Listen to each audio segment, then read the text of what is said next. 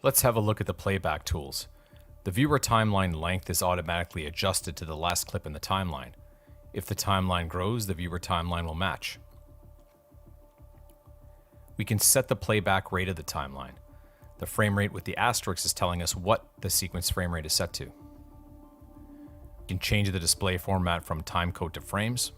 We can set the source of what determines the length of the timeline in the viewer. The default is global, which would be up to the last clip in the sequence.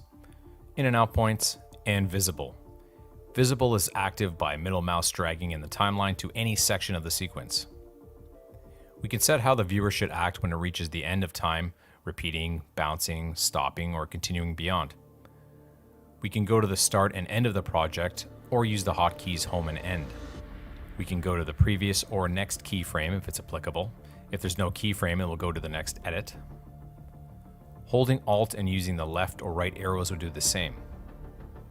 We can step backwards or forward using these two keys, and the left arrow or the right arrow will do the same.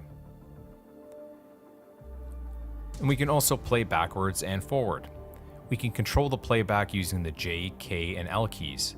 The J key to play backwards, L key to move forwards. The K key will stop the playback. Holding down the K key and pressing either J or L will move backwards and forward one frame at a time. We can set the in and out points for the timeline using viewer controls. Pressing it again will toggle either point.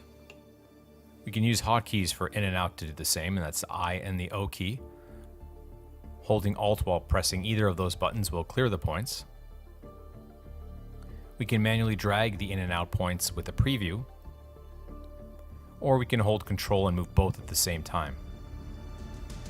Selecting a clip and pressing the U key will set the in and out to the length of the clip. Pressing Alt and U will clear it.